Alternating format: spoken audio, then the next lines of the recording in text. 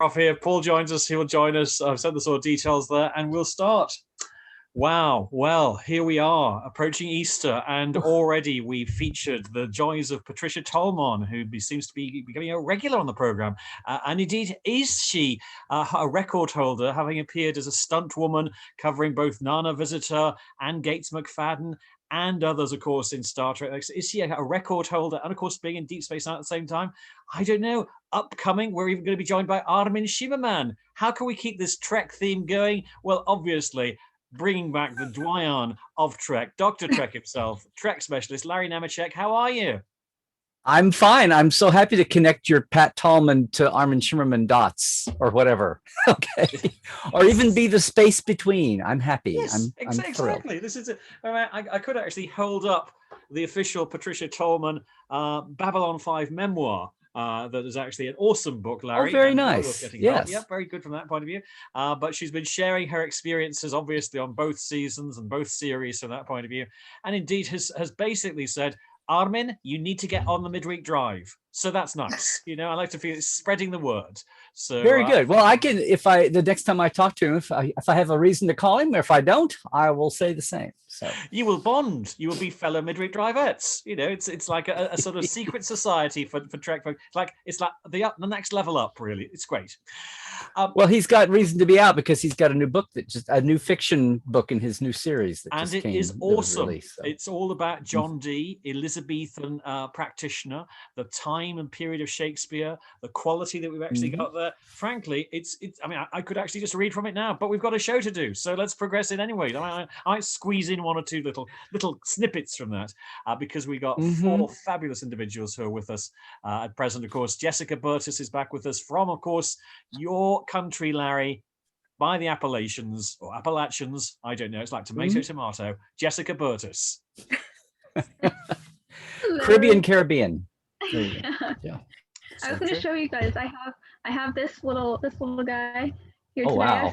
I'm taking the role of having mugs today, so this is mine. This is highly wonderful. Yeah, and for the benefit of the listener, because it is radio, Jessica has proven that she's reached Trek status. She's got an authentic Star Trek original series mug with Spock, McCoy, and Kirk on there. Do you know, I think I'll also take that and actually remove some of the other bits and pieces here and raise my own Trek mug to camera here with respect to the body there. Get once again original series material that's coming through there. Larry, clearly you have Trek material in every sense of the word. Well, I have the planet of the blue dots here, so there we go. The classic planet of the blue dots. And speaking of blue dots, Chloe Rose, of course, now she's taking teaching very much to heart. She's got a polka dot approach now in terms of overall design. Welcome, Chloe Rose. Hello, it's great to be back on. Precisely. Again, only a matter of, it seems like moments, as though we stepped through the Guardian of Forever and we moved from one whole sequence in terms of Perfect White right the way through to a whole new Trek world and environment. And we also have Rebecca Bond, of course, back with us as well. Rebecca, who's slowly but surely, Larry, following the footsteps with Jessica and actually beginning to unpick some of the Trek classics that are actually out there.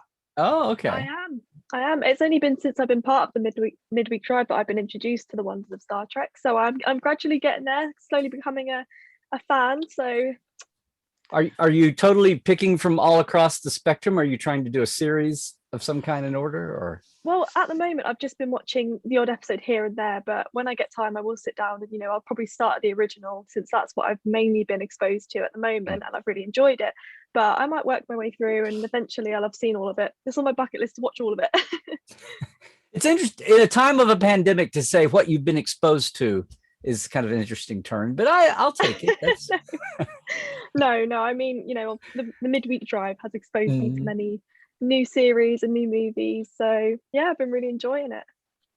That's what you get for hanging around Alex. See, that's there you go. Getting more cultured as the day goes by. Honestly, I was this close to actually bringing on board one of our fine mutual colleagues from Scarborough, of course, who I think coordinated the Sci-fi Scarborough event, where we, of course, first met, actually. But we're going to sort of hold fire a little bit on that. But life continues. Larry, have you been inoculated? Have you been vaccinated? Has it actually happened for yourself as yet? No, not yet. Not for lack of wanting. California just announced that people in my age bracket can start in April 1st. My wife has, and she's had her second. And that was a week ago. So she's a week into her 2 weeks after her second shot. And she's feeling good. But no, it's really annoying. And they just announced this yesterday. And so I went online to see if I could go to any place to at least get an appointment to take a shot after April 1st, and no go yet. So I bet I will get there. What's annoying is that they opened it up to people 50 and older on April 1st, and then anyone over 16 can get it on April 15th. And I went, well, that's kind of a mad dash. April Fools, Larry. April Fools. That's it. You know, you thought you were going to get the shot. Yeah. Silly me. Silly me. This is called shut up and go back into lockdown for another year. That's all this is talking. I fell for it. Yeah, exactly. After all, without lockdown, where would Zoom have been? I mean, we'd still be in radio studios dialing up on traditional telephone things. This magical thing would, it's all there. It's all there. Well, I'm hello world, because I've been doing Zoom and and virtual meetings for 5 years with portals. So hello, rest of world. I'm glad you could come to this space. But anyway, it's great to see everybody's faces. We were always on the phone before, so it was, this is so human now. For the occasion where we actually met in person. Quite a shock, but never mind. There we are. It's all the concept, right? By the seaside. Never mind. Speaking of which, we can now actually welcome another young man who's basically been all over the place in terms of Trek, a much beloved follower of Trek, of course, and who I first met at the Star Trek exhibition. As you can say, Larry, he's obviously decided to get his full background established on this thing. So as we sort of, I was going to say he's in orbit. I'm in orbit over this, but he really is. Quite literally, exactly. You can talk us through that, as indeed can Chloe Rose, Rebecca Bond, and Jessica Burtis. We say, Paul Powers, welcome to the Midweek Drive once again. How are you, sir? Sorry, me? Yes, he's okay now. The other Paul Powers. Yeah. How are you doing? Sorry, guys. Nice to meet you all again. I was just I was going from this to this because the audio quality I noticed wasn't great last time. So hopefully you can hear me well today. If you look at the team, none of us are wearing headphones. I know Rebecca might have some headphones there, so it's okay. Yeah, Rebecca has. Okay. Rebecca's got some nice earbuds there in keeping with the quality, etc. But other than that, we're okay. We're good to go. Very nice. Larry, did you ever manage to access the Blackpool Star Trek exhibition? Because that actually is still on my sort of personal Facebook site in terms of the chair, where I actually sat in that chair and actually did a little show from that one stage. Did you ever get over there yourself? No, I didn't. I heard about the Blackpool shows and conventions, but not yet so far. I'll say yet. Not so far. You'd have to go back in time because obviously since then, all sorts of challenges are there, and most of it's gone back to Germany. But that's by the by, It's... Oh! It was an okay. No, I didn't. But I may have seen. You're talking about an exhibition. I may have seen some of the pieces. Yeah, Larry, I think you'd have to do a loop around the sun, to go back to the summer of 2016, because that's when it was birthed. And it lasted, I think, about 2 years, something like that. And it was to celebrate the 50th anniversary of the original series. And there was plans to celebrate the I think it was the 25th or 29th anniversary of Next Gen, but it never came to fruition, unfortunately. That's because you left Paul. So there we are. Yeah, because I left, it fell apart. Yeah, I built it and then I left. Yeah. I'm totally sure. So this was a studio sponsored exhibition. It was, yeah. I've probably seen a lot of those pieces in some of the earlier.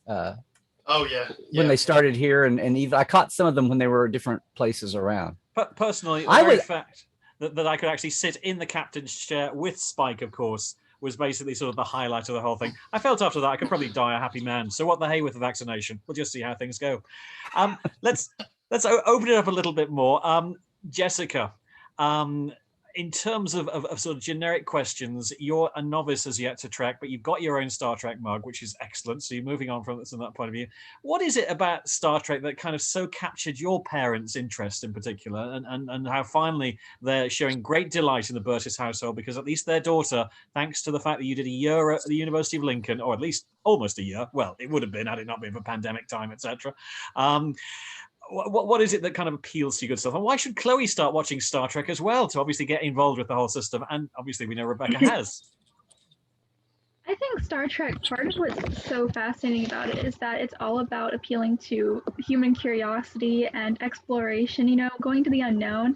I think space, there's a reason why like shows like Star Trek and Star Wars become so popular. And because I think, there's so much imagination that can go into it. There's a whole world out there. I think that with my parents, that kind of appealed to them. Like this little mug was my dad's when he was 10 years old in 1975. And so it's like, it's something they grew up with. And seeing those characters, like, it was something that they could kind of aspire to. And I think that I love anything related to just kind of like space odyssey type of thing. I love just that whole creative aspect of imagining something that could just be out there. I think there's really something beautiful about that. So Chloe, I think that it could be very just a nice, fun way to like, just, I don't know, zone out and go to another world. And I think everyone should try and watch 1 or 2 episodes of Star Trek because I think it's so easy to get into. And frankly, Chloe, other worlds, you can't get more alien than Cleethorpes. I say that as a visitor there. I mean, when you're actually living in Cleethorpes, it's the equivalent of, certainly I would say probably Omicron Ceti 3 in many ways. But, maybe almost Omicron Ceti 4. Oh, maybe what the heck. Watch out for the pods. Okay, the spores. Okay. What's wrong with the spores? If the spores were here now, Larry, we wouldn't have been worried about vaccinations. End of. It's the wave, the spores. Okay, which is the original name for right, this side of paradise. Precisely. Larry, before we sort of speak more with Paul and his unique take on the animated series of Star Trek, which he likes. Okay. Amazing. Is that capital TV animated? Because now there's 2 and soon to be 3. Yeah, this is true.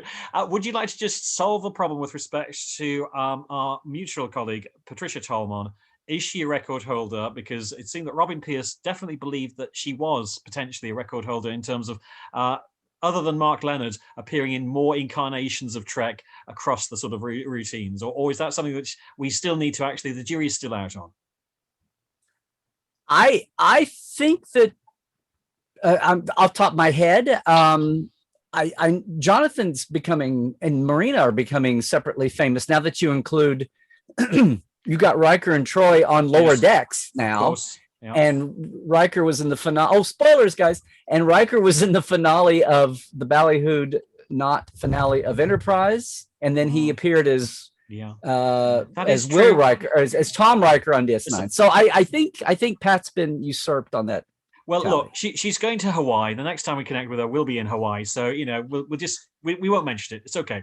Don't let her know. You may recall, Larry, when I was first encountering Lower Decks, I was, I was a little bit taken aback by the whole thing. So I thought if you wanted Rick Morty in space, you go, I kind of came around to it, thanks to yourself. You sort of said, well, stick with it, etc., etc. Mm-hmm. Paul, on the other hand, basically, you've loved it from the off. Yeah. Am I on my own with this? I don't know. I'm a massive fan of Final Space. I don't know if you've seen that on Netflix. I haven't. I need to. Yeah, it's so good. Very, very, very good. Very sharp, witty humor. And also Rick and Morty as well. And Solar Opposites, which is now on Disney Plus, by the same makers of Rick and Morty, and some of the same voice actors as well. So. When that came on Amazon and I saw Lower Decks, I'd heard about it for a while, and I saw a couple of screenshots, and I was like, okay, I'll see how it goes. And I put it on there. I thought, wow, that's amazing. It it sort of it kind of like brought me back into sort of it reignited my love for Trek again, because it took a dip after the exhibition. And after I left there, and you can probably get too much of a good thing, I think, when you're faced with it 7 days a week.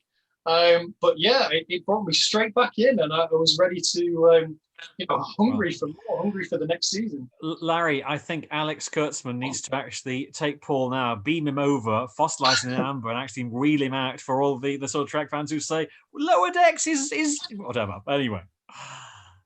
I think Lower Decks has got the record for the most whiplash effect on fans that were like all prepared not to like it, and then were, whether it was sneakily done or whether it just hit them like a time bomb. But people that were shocked to find out that there was Star Trek going on in this series when they didn't expect to find it there. I mean, I really saw that as maybe it was just people going bonkers from the lockdown or whatever, but I really saw tons of people not only just saying, okay, it's okay, to go, oh my God, I didn't expect to like this at all. And it's really sucked me in. So, some people saying it's their favorite of all the new Treks, even. Some people say. Yeah, I think I could take that. I could take that point of view, definitely. I feel there was some elements of Picard that were, some of it was good, but it kind of dragged out a bit.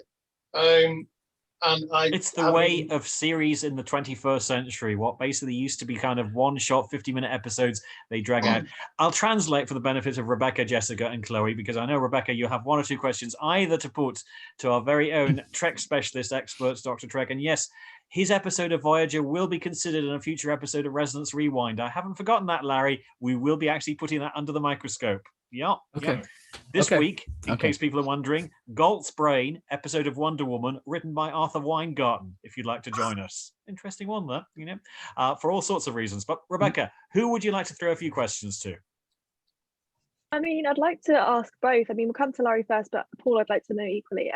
How did you get into Star Trek? Because for someone who's quite new to it, I think it could be partially due to my parents are familiar with it, but not avid fans or anything like that. So to have discovered it sort of later in my life and to enjoy it then has been a great experience. So I'm wondering how you got into Star Trek and how you've, grown to love it, and, it's become like a big part of your life now, hasn't it? Yeah, it did actually. It became a huge part of my life. Kind of almost by accident, really. I got involved with that exhibition. I can tell you more about that later. But going back to your question, I was born in 1981, so I'm almost 40 now, and ancient, really. I mean, yeah, ancient, I'm a fossil. Yeah, I'm a fossil. So I have memories of of a weekend, my mum doing the ironing and watching Next Gen, and me not really like taking it on board. But then I remember going into primary school, and a friend of mine had a stencil of Jean-Luc Picard's head, which was very detailed. And then from then, we used to stencil Picard's head and do these nice pictures. And then we didn't need the stencil after a while. We just traced them, and we used to sell them to the other kids for like 15p or 20p for a color one. Oh, cool. 5p for like just pencil. So yeah, we used to do that at a really early age. And I think after that, it was the original Star Trek cartoon that really gripped me. And then it was the films. And as soon as I saw, I think I'm going to see some funny faces now, but as soon as I saw the voyage home with the whales, that was it. I was in, and I've been a Trekkie since then. So you just sort of knew you loved it as you discovered it. Yeah. Oh, interesting. What about you, Larry? Is that similar for you? Well, I different place in time. I was just sitting here marveling, Paul, at how the post-scarcity economy started off with you by selling your Picard sketches to your classmates. I was like, there's something ironic or comic in that. No, I always go back to it was my 9th grade science teacher that was aghast that I was not a Star Trek fan. And so she was like, you go home and this was the rerun era. This is pre-TNG.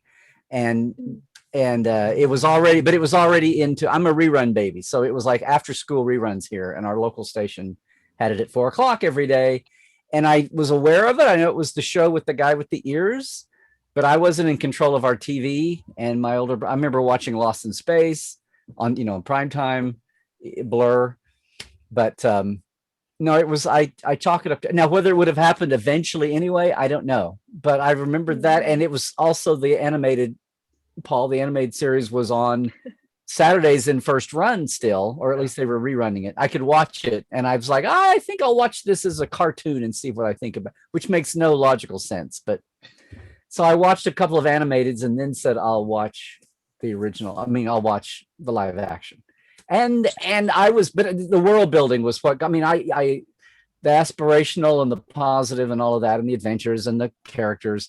But it was the fact that after I realized they were keeping things consistent from show to show, I was like, that just blew me away. And then as I got books and magazines and read background, it was like, oh my God, they planned all this. Well, I'm glad I jumped on the bandwagon because I've been wanting to for a while now, but it was only when I joined the show that I started watching them and really getting into it, and to talk to other people who have a passion for it has been really, really fun. So yep, I'm part of you now. So it's amazing to me to hear you talk about like I keep talking about the new Trek as like a big buffet because we'd never had this much differentiation before, this many samples. It's always been, here's a show and it goes 7 years or 3 years, and then it overlaps or doesn't with another one. And you have these huge, 26 episodes a year and this little 10 in, 12 in, 13 in and out, and now here's a fourth one and now a fifth one and now a sixth one.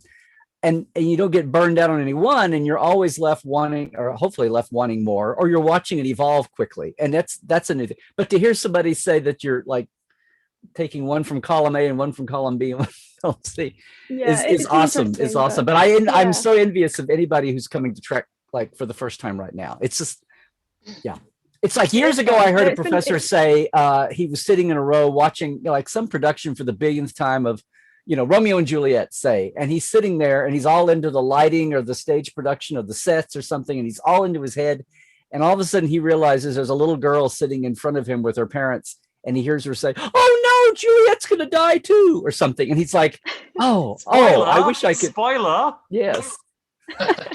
Sorry. But it's that fresh. It's like, oh my God, I'd love to be able to, because every generation, old or new, sees like anything, like, dare I say it, Shakespeare, sees everything through new, sometimes not in a flattering way, but sees things of their different times also, and has new levels to bring to it too. So anyway, it's been really fun, and to have so many different, the original, the remake, the animated ones, it's really interesting to explore all of those. And as you say, it's fun for me to have all these at my fingertips just to watch, especially during the pandemic. I've had so much time on my hands. It's been brilliant to sit down and just watch an episode and really get into it, which I've never had the chance to do before. So it's just as well, Rebecca, you came to the University of Lincoln. If you'd gone to Anglia Ruskin, who knows what could have happened. You would have ended up with Cybernauts. Different line entirely.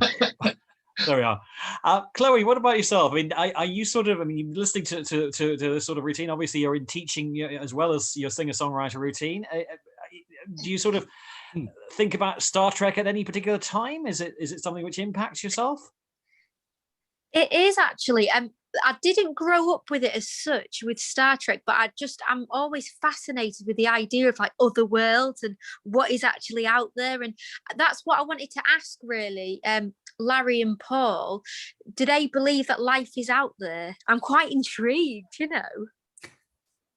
And coming from the planet Teethorpe, that's really impressive. Either of you, go. I think yes, definitely. But also not only life out there outside of the solar system, but I also kind of feel like that multiverses exist as well. So different versions of things happening right now on different planes based on what decision you make at a certain point in time. I love that idea that even if I make a bad choice in this life, I kind of have that in the back of my head that somewhere a version of me got it right, so that's okay. It was like, it wasn't my turn this time, but I'm going to get it right in a different version of this universe. But yeah, I think it's almost as though you could be Alex Kurtzman and Rick Berman there. Different versions, different universes, different tech experiences. Different slices. Yeah, I can't.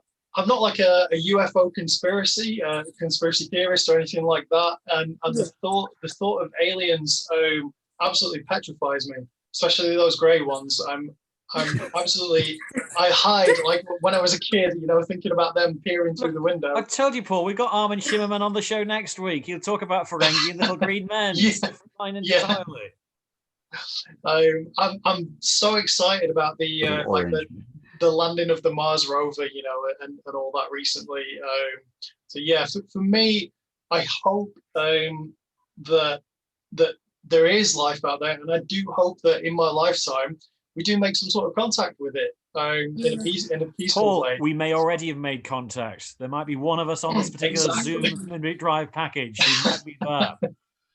Larry. Maybe Alex is an alien, a secret alien. Yeah. Well, Chloe, as you well know, I've told you, keep that secret between us. Larry, what are your thoughts on this one? What's funny is the story about when Gene pitched the show, and in the early 60s, we'd barely had a space program. People weren't as geeked out, much less on real science as they are now. And we hadn't had as much exploration even of like exoplanets that, real life class M's that can be out there. And he knew he'd read somewhere about, he didn't have the internet. And he knew he'd read somewhere about a formula for determining the possibility of life on other worlds. And he just made something up. And he was thinking of the Drake equation, which had only been out for 4 or 5 years, but he didn't have time to go look it up or go to a library and find it. So he just made it up. And so now people to science on his desk. So he always claimed, what was wrong with that? Yeah. But that basic idea that the cosmos is so vast that like, who are we to think that we're the only, now the odds are high because it's interesting in the years since they've talked about why have we not gotten a signal even from any other civilization? Well, maybe there's a whole curve to civilizations you want get to so contact advanced. Donald Trump and say, here we are? Goodness sakes. No, but I mean, it's like they do self-destruct at some point. They get enough power to get out into the universe and they don't make it. And so then Gene's whole take on it was the whole, the Independence Day, good old, the aliens are coming and they're eating us or they're attacking, or it's V or whatever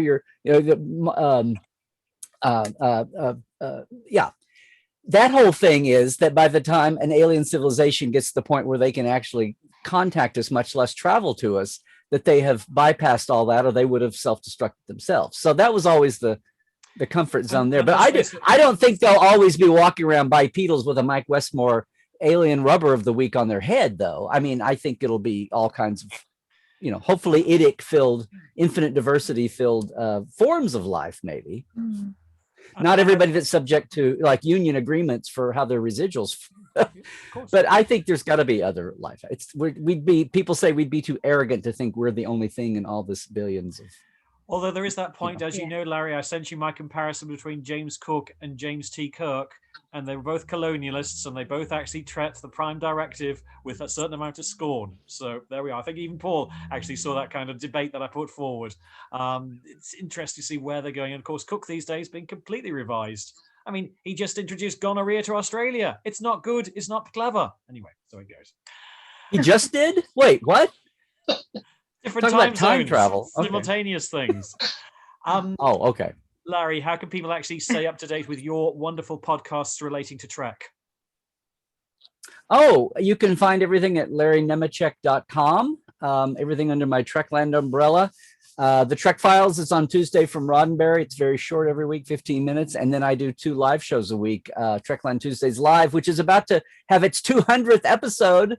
And then on Saturdays, and these are all global, Saturday morning, which is 6 or 7 your time, depending on the time shifts, a Life Support Live, which is with my friend Dr. Ali Matu, and we are going boldly through uncertain times. It's a mashup of Star Trek and mental health.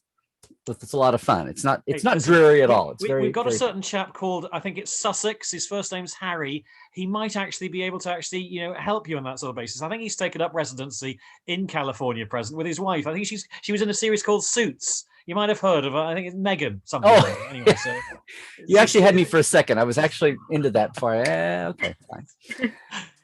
Contemporary stuff. Montecito. Well, this, I believe, is our episode number 4,449. So going well over the last 11 years, etc. Wow. Meanwhile, in terms of podcasts, Paul, would you like to give a plug for your students' work at Anglia Ruskin and, of course, their Cybernaut scenario, which, of course, I gather that you featured a little interview with myself on talking about recently?